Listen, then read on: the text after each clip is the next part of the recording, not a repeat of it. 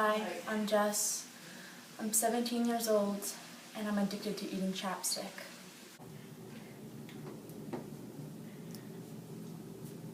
Lip gloss, and I know it's not really chapstick, but you know, they go hand in hand. These are really easy to chew, and I find that these often have like really good flavor, so that's really good to eat. So.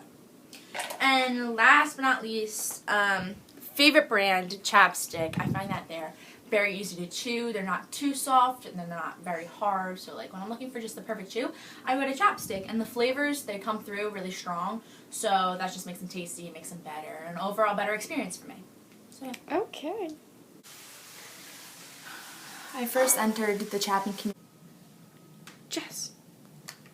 when I was 5 years old, when one of my kindergarten classmates brought in Orange Crush flavored lip smackers. I put it on and I just immediately fell in love with the taste and the texture.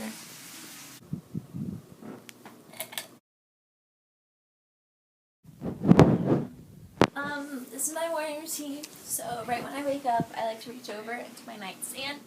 I prefer a lip gloss. I feel like it's not too much to take in the morning. What I like to do is just put it on my lips. So I can do like a periodic lick and get a little bit each time because I like to save it in the morning, kind of just take it all in, you know? Then I'll get up, I'll do the usual, brush my teeth, wash my face. I like to use chapstick to moisturize my skin. I like to put chapstick on my teeth to really give them a protective barrier. And I put chapstick in this tube. This is what I use to moisturize here. Over here is my face wash. Has a little bit of chapstick in it too. Toothpaste. On my toothbrushes, I have chapstick like on the bristles. So when I put the toothpaste on, I brush it with the chapstick already laid on the bristles. So that's what I do. You can follow me downstairs for breakfast.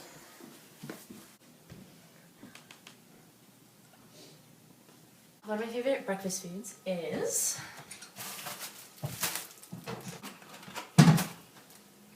bread and chapstick. These are my breakfast chapsticks. The flavors go pretty well with breakfast. Grape jam, juicy strawberry, crispy and apple. Today I'm feeling grape jam. So I'm going to take this right here, undo this.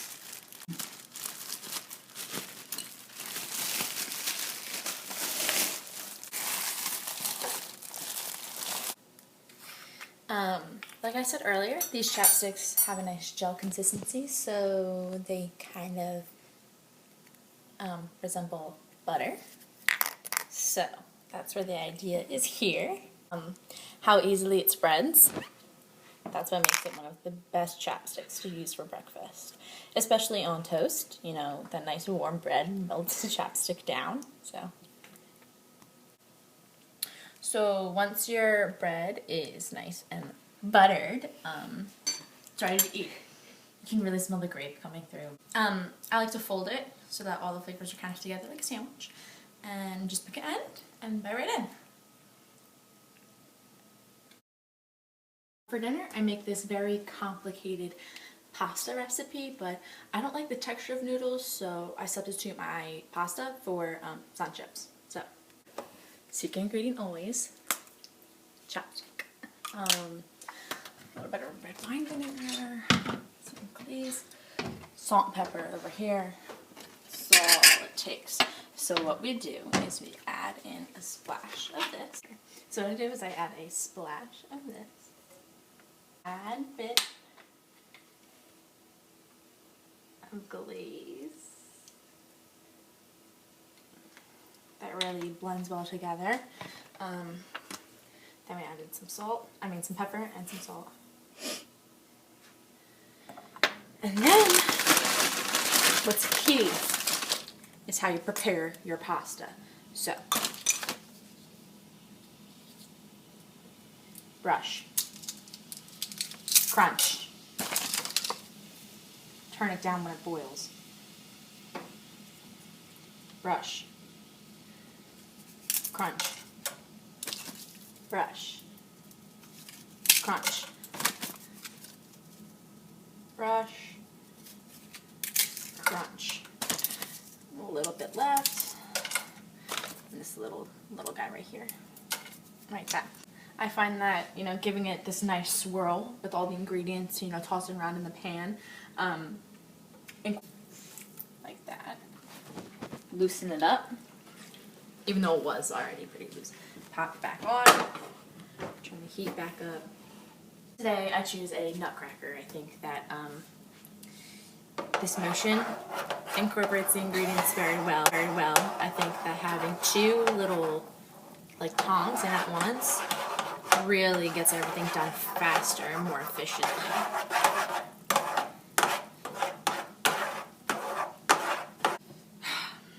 Now that your mixture's like this, hot, steamy, noodles are kind of soggy, you know, like noodles.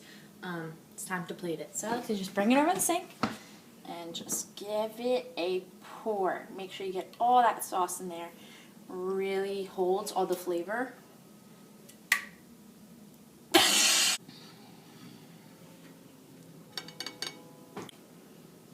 plated. It's perfect. It's the perfect portion because I find the chapsticks very dense sometimes when you cook it with all those ingredients really filling. So now we just need a fork and we can dive right in. So just scoop up a little bit, rinse it off. It's nice soaked in that broth.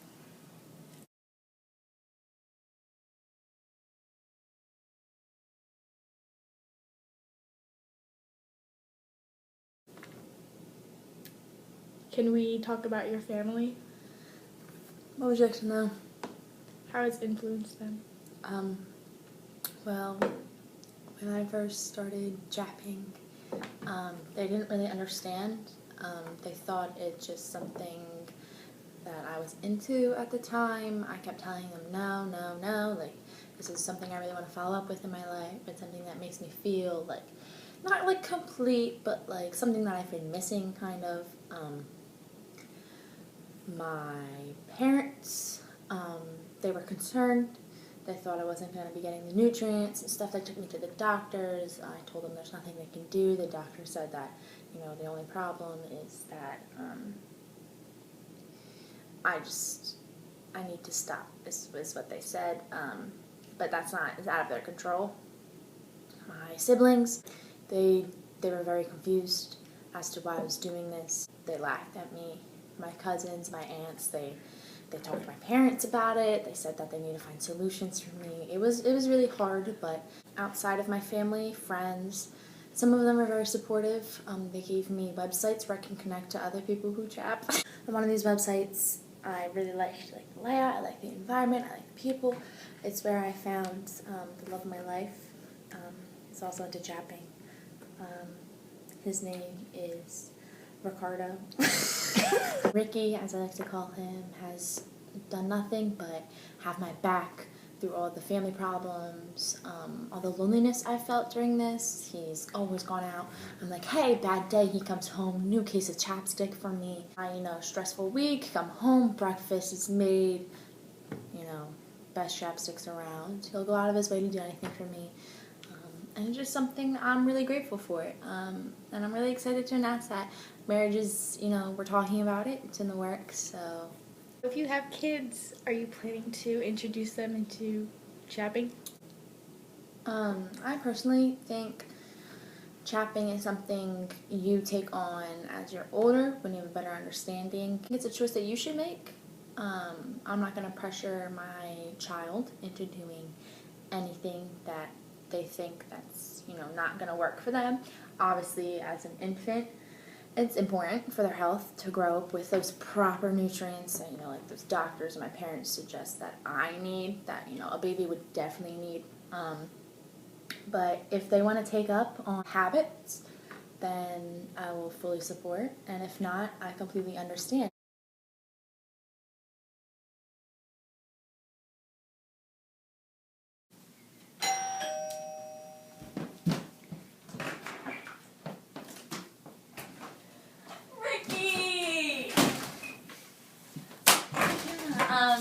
This is my boyfriend, Ricky.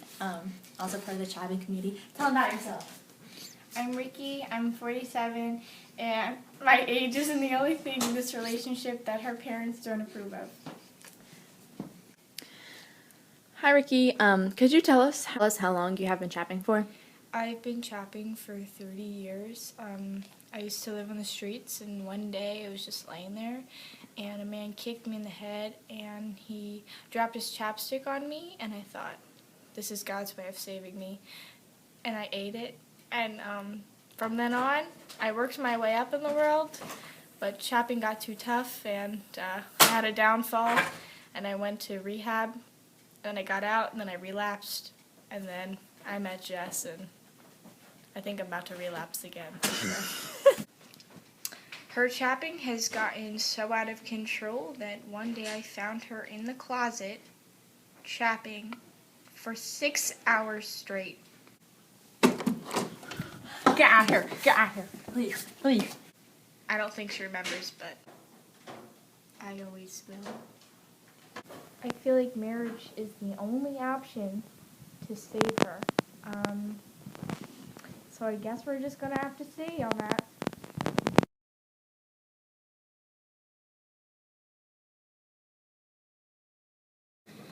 Hi, I'm Sandy, Jess's best friend.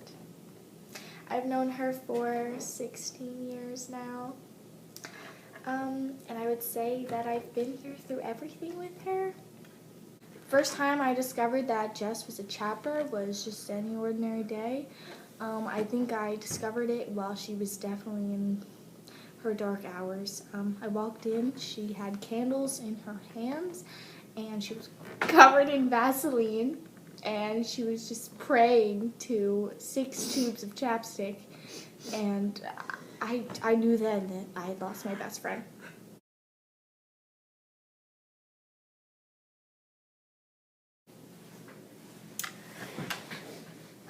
I'm Dr. Gingivitis, and I am a specialist chapping consultant. I've been in this workforce for about 6 years, and I've seen a lot of dark stuff, but Jess's little problem here is definitely the worst I've ever seen. One time she came in here, and there was a tube of chapstick lodged in her windpipe. I had to recover it. She just won't quit. Jess, I brought you in here today to talk about chapping. I think you should see a therapist. Definitely. Your friend told me about the fire. Would you care to? I don't think you understand that chapping is my therapy. I get yelled at by my family. I turn to chapping, I feel better. I go to work, I have a bad day, I turn to chapping, I feel better. Chapping is how I find myself. It's how I found the love of my life. It's how I knew that it was worth going on after, my family put me through so much. Well, do you know what could happen to, chappers like you? The only thing I know that can happen to chappers is that you will live a better life. No. I'm here to tell you that's not the truth. Do you want to know the truth, Jess? Diarrhea. And crabs. And you have both. How can I fix it? You need to stop chapping immediately.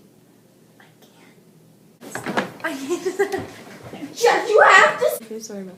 Sorry, I just get very frustrated. You know what? I think I'm about to get a little frustrated. You cannot just come into my life and take away something that has meant so much to me. You can't act like you know me. You can't.